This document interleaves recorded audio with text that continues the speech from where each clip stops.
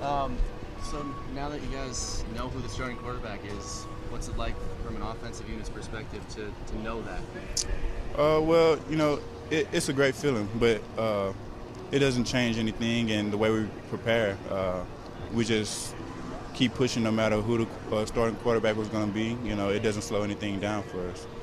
We just focus and prepared on the task at hand. We know that the coaches brought each Marcus and Brian in. Obviously, they did that with all the positions. But how does someone like you find out who the starting quarterback is? I didn't find out until, you know, probably around like 10:30 yesterday morning.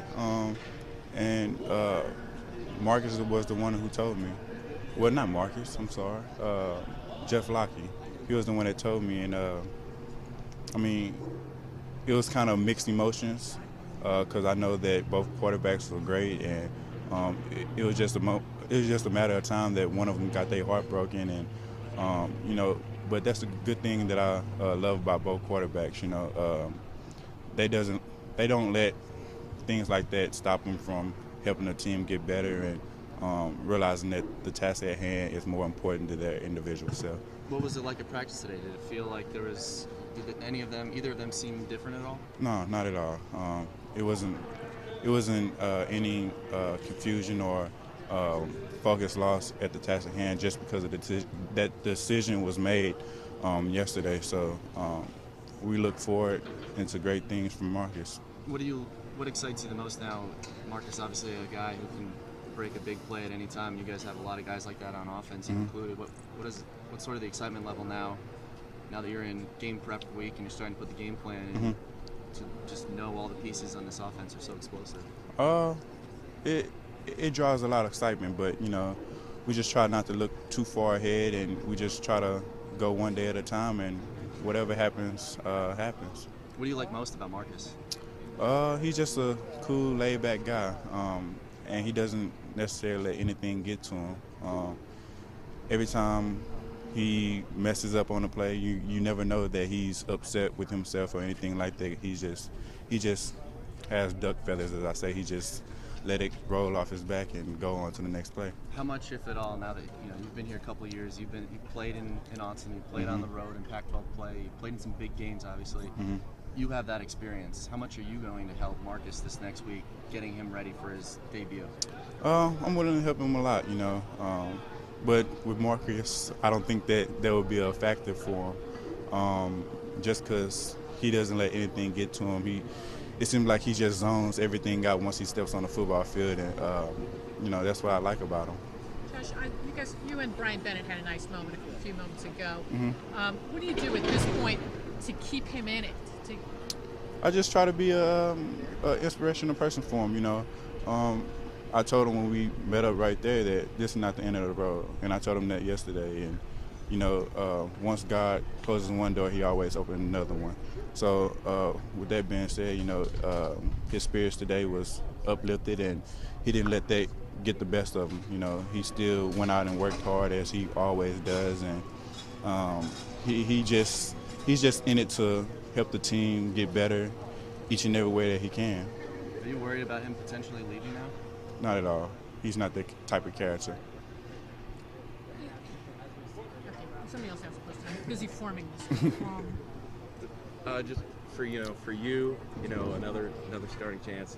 Last year was not perhaps the best. For you, just how nice is that for you to have that start? It's a nice start. I don't want to get too far into last year because that was last year. What happens in the past stays in the past, and I'm just looking forward to the future and being the best that I can at any given moment.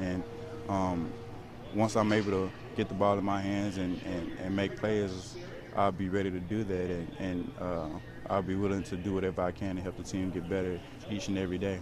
We know there's been a lot of competition at wideout this camp. Easy to see it, but the 2D coming out yesterday, Darryl and Keenan seem like they break through with you. Kind of break me down the wide receiver core. Even the guys that aren't on the list, they're still going to play, and they're certain lethal. Those guys. We have a lot of talent in the receiving core. We have Darryl. He's a great athlete. And then behind him you have Braylon Addison. A phenomenal athlete, shall I say. I love that kid. And then you have Blake behind him, Blake Stanton. That's just a taser position. And then you have, on the outside, you have Kenan Lowe, you have Dwayne Stafford, you have Eric Dungy, you have Murph, you have Rasan Vaughn. It's just a lot. B.J. Kelly. It's just a lot of people that was able to make plays in the fall and I'll take that back. In fall camp and spring ball, and it was able to translate and get the coach's eyes. And you know, unfortunately for some of them, you know, they didn't make enough plays to get that cut. And you know, that's what I told some of the freshmen and some of my other fellow receivers, that you know that they're being evaluated each and every day, whether they're on scout team, whatever scout team they're on, they're being evaluated to take the next person's spot. So you know, I just look forward to playing alongside of these guys. You're not the first guy to sing the praises of Braylon, man. We've heard that name throughout camp. Yeah. What about him that just makes him kind of jump off the page? I don't know. I ask myself that question every day. He's just a playmaker, you know. He's able to make the right plays at the right time, and he's able to take pressure off Keon Bonner and DeAnthony and Marcus and the quarterbacks, you know. He's just, I don't know.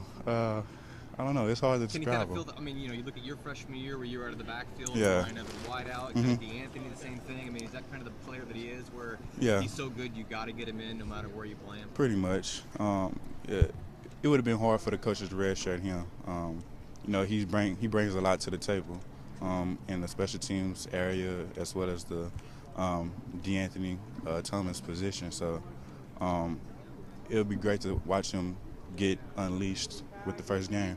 Since we can't see practice, obviously, I think one of the surprises generally was to not see Rasan on that 2 deep.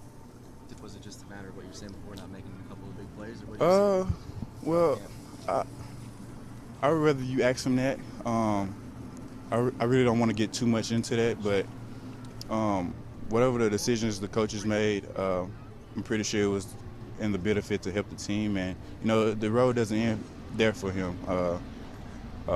You know, he just got to keep working, and I'll be sure to have him keep working and not let that get the best of him, because he has great talent. He still seems like he's on the cusp then.